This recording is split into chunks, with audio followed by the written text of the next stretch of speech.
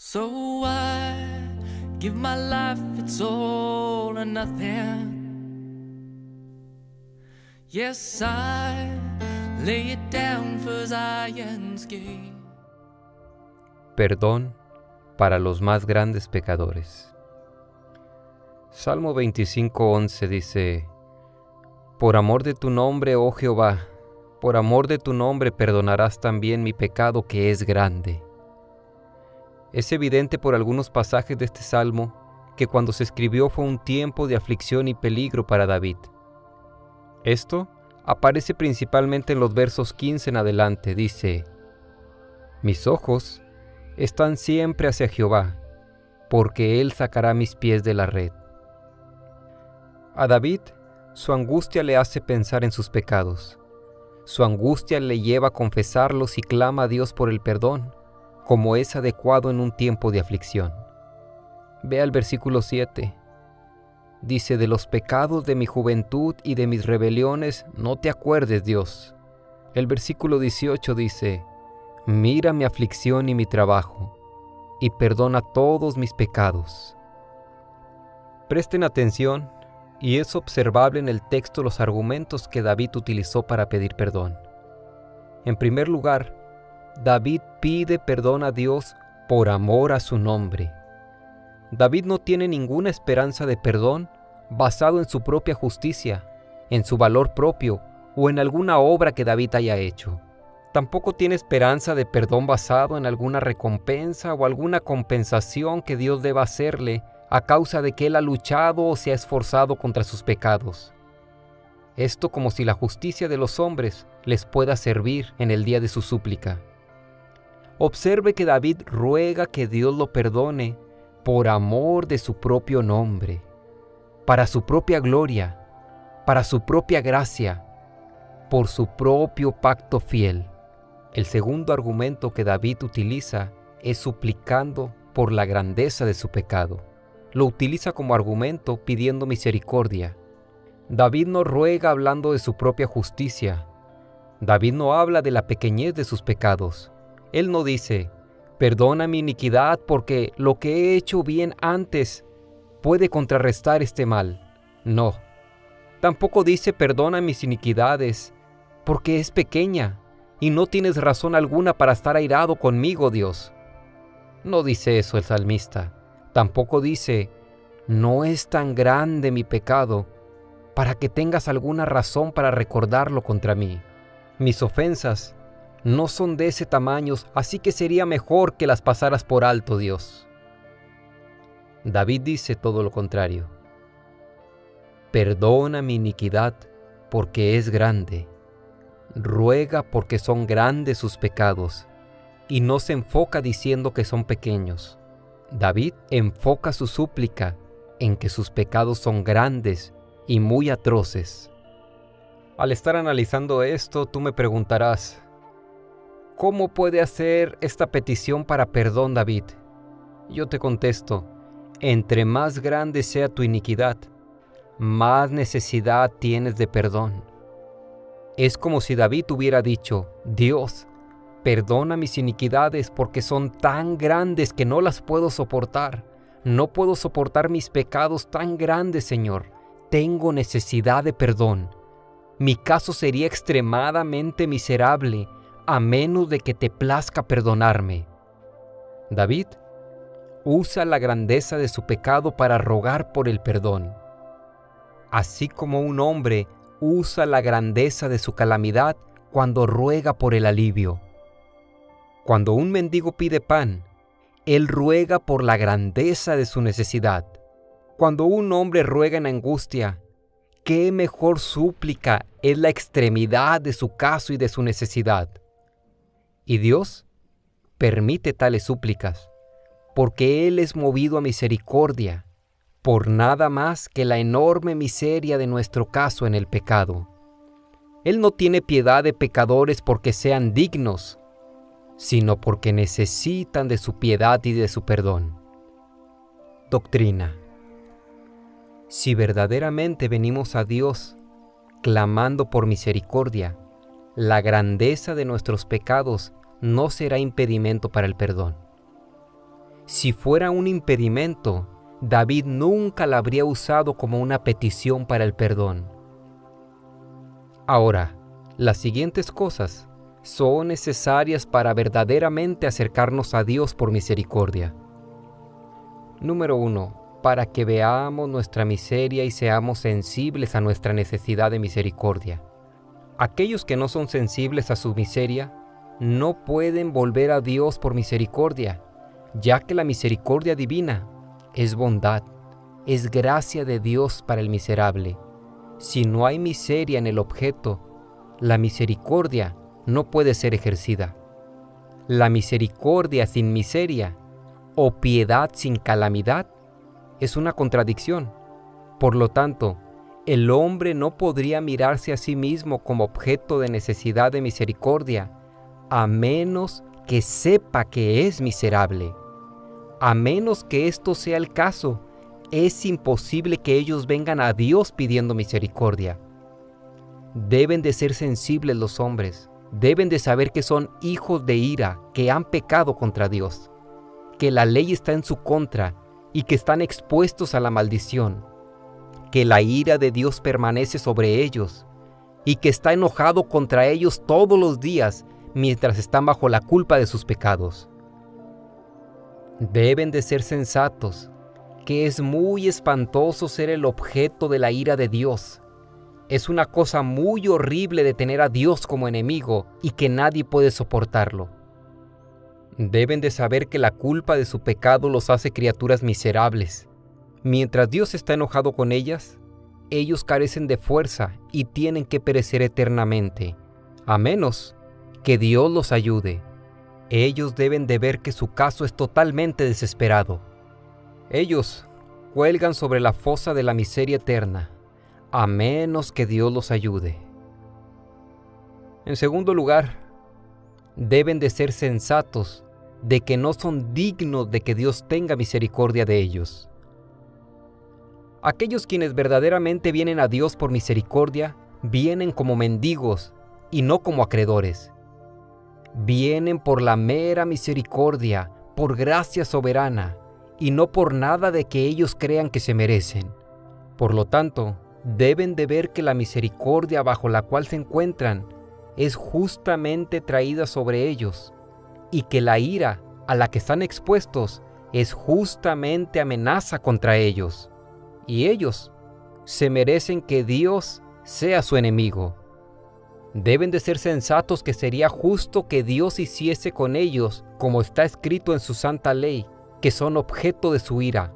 Deben de ser sensatos y saber que Dios sería justo si aplicara la ley sobre ellos y los hiciera objeto de su ira y los enviase al infierno por toda la eternidad. Aquellos que vienen a Dios en la manera correcta no encuentran crítica alguna con su severidad. Más bien, vienen conscientes de su propia indignidad, como si tuvieran una soga en el cuello y fueran tirados en el polvo, a los pies pidiendo misericordia. En tercer lugar, aquellos que vienen a Dios deben de venir por misericordia a través de Jesucristo solamente. Toda esperanza de misericordia debe de ser por la consideración de lo que Cristo ha hecho y lo que ha sufrido, y que no hay otro nombre debajo del cielo entre los cuales los hombres puedan ser salvos más que en el nombre de Jesucristo, que Él es el Hijo de Dios, Él es el Salvador del mundo, que su sangre limpia todo pecado y que Él es tan digno que todos los pecadores que vienen a Él son perdonados y aceptados. Es imposible que alguno venga a Dios y que al mismo tiempo no tenga esperanza de obtener misericordia. El acercamiento a Dios implica que la persona tiene alguna esperanza de obtenerla. De otra manera, no pensaría que vale la pena venir a buscarla. Estoy hablando de aquellos que vienen de la manera correcta a Jesucristo. Tienen toda su esperanza en Cristo, en su redención y en la suficiencia de su obra. Si la gente viene a Dios por misericordia, la grandeza de sus pecados no será un impedimento para el perdón. Sin importar la gran cantidad de pecados, la grandeza y la gravedad de estos no inclinarán a Dios ni un solo grado hacia atrás para no perdonarlos. Esto se hará evidente en las siguientes consideraciones. La misericordia de Dios es tan suficiente para el perdón de los pecados más grandes como para los pecados pequeños. Y esto es porque su misericordia es infinita, está tan encima de lo que es grande como de lo que es pequeño. Así Dios, siendo infinitamente grande, está tan encima sobre los reyes como de los mendigos. Él está tan encima del más grande ángel, así como del hombre más malo. Cualquier medida finita no se acerca a lo infinito más que otra. Entonces la misericordia de Dios, siendo infinita, debe de ser tan suficiente para el perdón de todos los pecados como lo es para perdonar un solo pecado. Si uno de los pecados más pequeños no está más allá de la misericordia de Dios, tampoco lo está el más grande o 10,000 de estos pecados. Pero debe de ser reconocido que estas cosas por sí solo no prueban la doctrina, porque aunque la misericordia de Dios es tan grande y suficiente para perdonar los grandes pecados, todavía puede haber otros obstáculos aparte de la necesidad de la misericordia. La misericordia de Dios puede ser suficiente, sin embargo, los otros atributos pueden oponerse a esta dispensación de misericordia.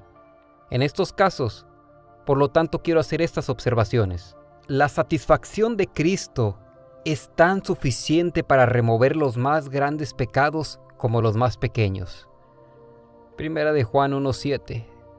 Y la sangre de Jesucristo, su único Hijo, nos limpia de pecado. Hechos 13:39. ¿Y qué de todo aquello? Por la ley de Moisés no pudiste ser justificado, mas en Cristo es justificado todo aquel que cree. Todos los pecados de aquellos que verdaderamente vienen a Dios por misericordia, sin importar lo que sea, han sido perdonados. Es increíble que Dios está listo para perdonarlos, de modo que Cristo, ya habiendo pagado completamente por todo su pecado, su muerte fue suficiente para todos. Dios no es inconsistente con sus propios atributos divinos al perdonar a los pecados más grandes de aquellos que vienen a Él en forma correcta. Dios ahora puede perdonar a los más grandes pecadores, sin prejuicio alguno para la honra de su santidad. Sabemos que la santidad de Dios no le permitiría dar una buena cara al pecado. Más bien, lo inclina a dar un testimonio apropiado del odio hacia el pecado. Pero ahora que Cristo murió por el pecador, Dios puede amar al pecador sin dar un rostro airado alguno por su pecado, sin importar cuán grande haya sido ese pecado. Ya ha sido suficiente testimonio del aborrecimiento de Dios hacia el pecado. Ahora que ha derramado su ira sobre su Hijo, y esto cuando Él tomó la culpa sobre sí mismo, nada puede mostrar más el aborrecimiento que Dios tiene hacia el pecado que la muerte de su propio Hijo. Aunque toda la humanidad hubiese sido eternamente condenada por sus pecados, no hubieran tenido un testimonio tan grande y tan valioso como la muerte de Cristo. Ahora, Dios en Cristo perdona al más grande pecador, sin ningún prejuicio alguno por la honra de su majestad. El honor de la majestad divina requiere satisfacción, pero los sufrimientos de Cristo cumplen completamente esto. Vemos que el desprecio de Dios por el pecado es tan grande, pues alguien tan honorable como Cristo emprende ser mediador del ofensor y sufre tanto por esto que completamente separa la ofensa de la majestad del cielo y de la tierra. Los sufrimientos de Cristo cumplen y satisfacen la justicia de Dios enteramente. La justicia de Dios, como supremo gobernador y juez del mundo, requiere castigo por el pecado. El juez supremo debe de castigar al mundo de acuerdo con la regla de justicia. Dios no muestra misericordia como juez, sino que la muestra como soberano. Por lo tanto, Él ejerce misericordia como soberano y ejerce justicia como juez. Todo esto lo hace a través del castigo y sufrimiento en Cristo, en el cual el pecado es castigado completamente y la justicia requerida es cumplida. Romanos 3:25 al 26 dice: a quien Dios puso como propiciación por medio de la fe en su sangre, para manifestar su justicia, a causa de haber pasado por alto en su paciencia los pecados pasados, con la mira de manifestar en este tiempo su justicia, a fin de que Él sea el justo y el que justifica al que es de la fe en Jesús. La ley no es impedimento en el perdón del más grande pecado, si es que el hombre viene a Dios por misericordia, porque Cristo ya ha cumplido la ley. Él ha llevado la maldición en su sufrimiento. Gálatas 3:13 dice: Cristo nos redimió de la maldición de la ley, hecho por nosotros maldición, porque está escrito: maldito todo el que es colgado en un madero. Cristo jamás negará misericordia a los más grandes pecadores que correctamente vienen a Dios por misericordia, ya que esta es su obra. Este es el asunto al cual Dios le encomendó: salvar a los pecadores. Es la obra en la que Él vino al mundo, por lo tanto, no pondrá objeción alguna. Él no vino a llamar a los justos al arrepentimiento. Mateo 9:13, porque no he venido a llamar a los justos, sino a los pecadores al arrepentimiento. Por lo tanto, Él no se opondrá a ningún hombre por más pecador que sea. Entre más pecador sea, más necesita a Cristo. El pecado del hombre fue la razón por la cual vino al mundo Cristo. Esta es la mera razón por la cual bajó a librar al hombre. Mientras más miserable, más necesitado tiene de ser libertado. Al oír esto, Jesús dijo: los sanos no tienen necesidad de médico, sino los que están enfermos. Si un médico compasivo viene entre los enfermos y los heridos, Él no se negará a curar a aquellos que están en necesidad de sanidad. En la redención de Cristo se encuentra la gloria de la gracia, esto es, su suficiencia para el perdón de los más grandes pecadores. El diseño del camino de la salvación es con este fin: glorificar la gracia soberana de Dios. Dios tenía en su corazón desde la eternidad en glorificar este atributo divino. El salvar a los pecadores fue concebido en Cristo. La grandeza de su gracia divina muestra que Dios, por medio de Cristo, salva a los más grandes ofensores. Mientras más grande sea la culpa del pecador, más gloria y maravillosa es la gracia que se manifiesta en su perdón. Romanos 5:20. Mas cuanto el pecado abundó, sobreabundó la gracia. El apóstol nos dice qué tan grande pecador había sido él mismo. Noten la abundante gracia que hay en su perdón, ocasionado por su gran culpa. Primera de Timoteo 1:3-14. Habiendo yo sido antes un blasfemo, perseguidor, injuriador, fui recibido a misericordia, porque lo hice por ignorancia e incredulidad. Pero la gracia de nuestro Señor fue más abundante con la fe y el amor que es en Cristo Jesús. El Redentor es glorificado en que se muestra suficiente para Él redimir a aquellos que son exageradamente pecadores. Su sangre se muestra suficiente para lavar la más grande culpa y ser capaz de salvar perpetuamente a los hombres y redimir aún la más grande miseria del pecado. Es el honor de Cristo salvar a los más grandes pecadores cuando vienen a Él, tal como es el honor de un médico curar las peores enfermedades y a los heridos. Por lo tanto, sin duda, Cristo está dispuesto a salvar a los más grandes pecadores si vienen a Él, porque Él no negará glorificarse a sí mismo, ni elogiar el valor y la virtud de su propia sangre, ofreciéndose a sí mismo para redimir a los pecadores. Él no estará indispuesto a mostrar que es capaz de redimir totalmente cualquier pecado. El perdón es ofrecido y prometido al más grande pecador como a cualquier otro, si es que vienen a Dios por misericordia. La invitación del Evangelio es hecha en términos universales: todos los que tengan sed, venid a mí. Todos los que estén cansados y cargados, yo los haré descansar. Esta invitación no es ofrecida a hombres muy religiosos o muy morales, es un ofrecimiento a todos los pecadores. Dice Juan 6:37, y al que a mí viene, no le echo fuera. Esta es la orden de Cristo a sus apóstoles, después de su resurrección.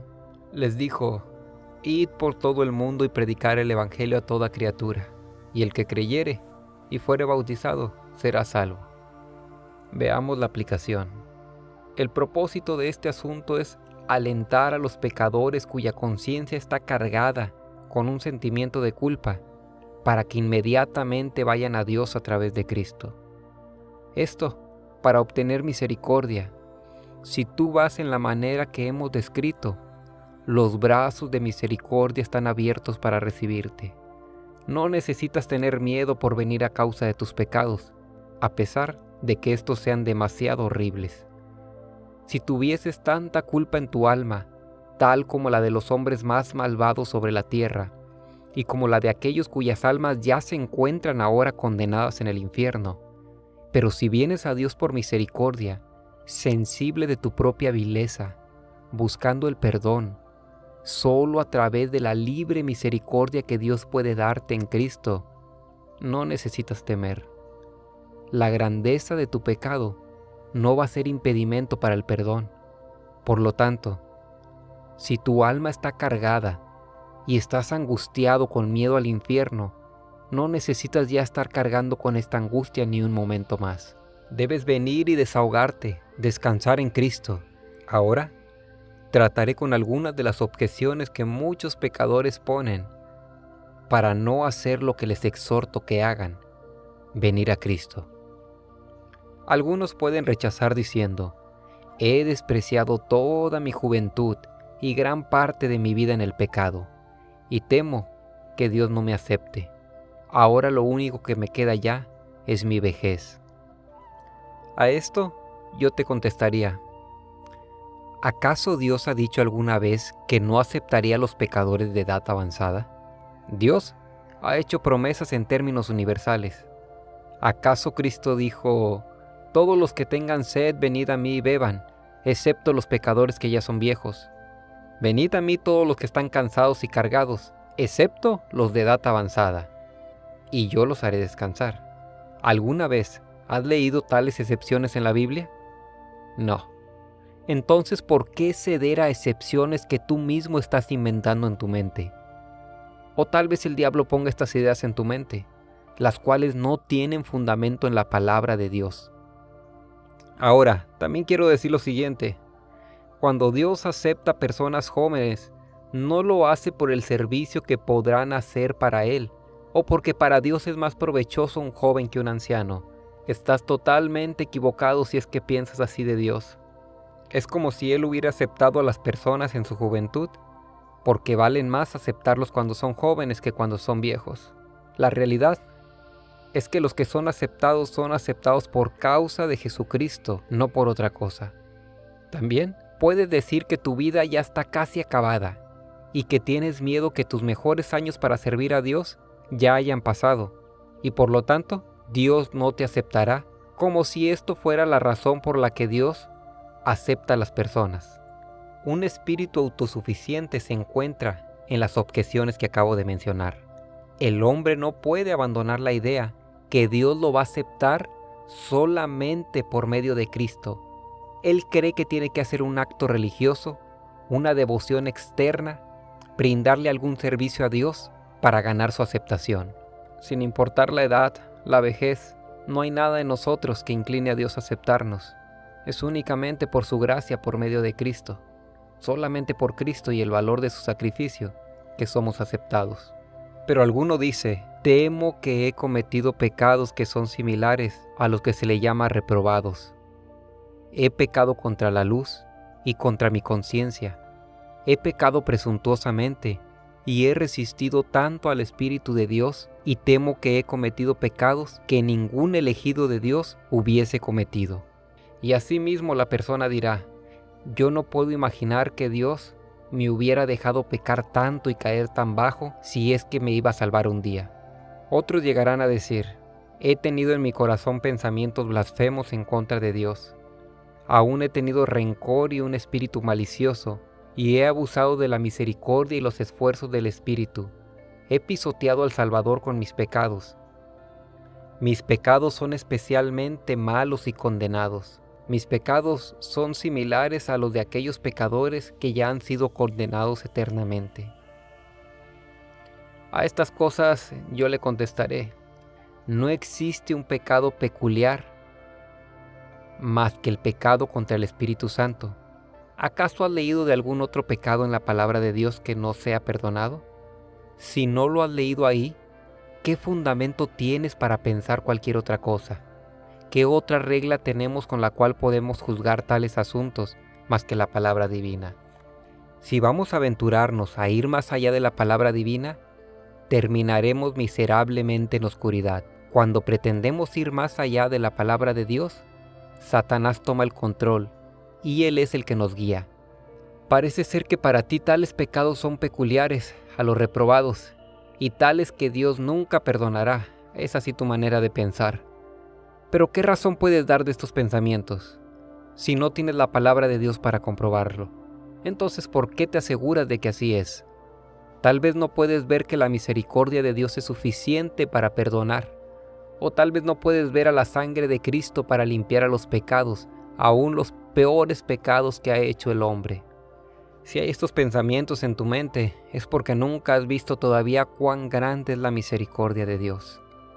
Nunca has visto la suficiencia de la sangre de Cristo, y no sabes qué tan lejos se extiende la virtud. Algunos de los escogidos han sido culpables de toda clase de pecados, con excepción de aquel pecado que mencioné, el pecado contra el Espíritu Santo. Y al menos que tú seas culpable de este, no eres culpable de algún pecado peculiar por el cual vayas a ser reprobado. Los hombres tienen dificultad para creer en el perdón a causa de los pecados que han cometido. Ellos saben que están expuestos al infierno y que son menos propensos a ser salvos a causa de estos pecados. Pero la Escritura dice que todos los que vienen a Él son aceptados, y hay esperanza para uno y para el otro. Tales pecados mencionados son excesivamente atroces y provocadores a Dios, y llevan al alma del pecador al peligro de la condenación, y al peligro de ser entregados a una dureza de corazón. Y Dios continuamente entrega a los hombres al juicio, y los entrega a que sean duros de corazón por causa de tales pecados. Yo te digo, ven a Cristo. Tú serás aceptado rápidamente si vienes de la manera correcta. Otros dicen, es mejor esperar. Voy a tratar de ser una persona mejor antes de venir a Cristo. He sido y me veo a mí mismo demasiado maligno, pero voy a enmendarme poco a poco. Por lo menos voy a volverme una persona no tan maligna. Entonces tendré el valor de venir a Dios y pedir su misericordia. A este tipo de pensamiento yo contesto, considera la manera tan irracional en la que estás actuando. Analiza tus palabras. Estás tratando de volverte tú mismo tu propio Salvador. Estás tratando de lograr algo por ti mismo para poder ser aceptado fácilmente. Parece que no buscas ser aceptado solo por Cristo, al buscar la gloria de ser tú el Salvador de tu vida. Esta es una forma equivocada en la que estás acercándote a Cristo. Nunca podrás venir a Cristo a menos que veas que Él no te acepta por lo que estás haciendo. Debes reconocer que es en vano volverte mejor por tu propia cuenta. Debes entender que nunca podrás hacer nada para volverte digno ante Él. Si llegas a venir a Cristo, debes entender que Él y solo Él es suficiente para perdonarte, aunque no seas una buena persona. Si no ves la suficiencia que hay en Cristo para perdonarte, ninguna justicia propia, ningún acto bueno, ninguna reforma moral que hagas te va a servir para ser aceptado. El camino para ser aceptado no es por ser bueno, no es por ser digno o por no ser tan malo, sino por los méritos que Cristo mismo ha hecho y la misericordia de Dios mismo. Si llegas a venir a Cristo,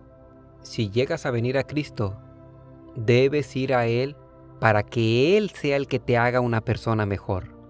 Debes de venir a Él como un paciente va a su médico, con todas sus enfermedades y sus heridas para ser sanado. Llévale todas tus maldades a Él, y no ruegues diciendo, mira cuán bueno soy, mira cuánto me he esforzado. No, ven a Él reconociendo tu maldad. Ven a Él con necesidad.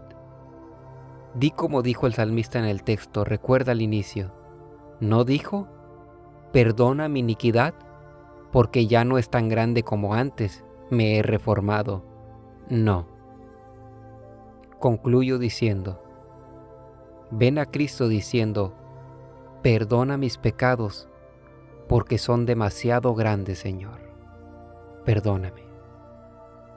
Amén.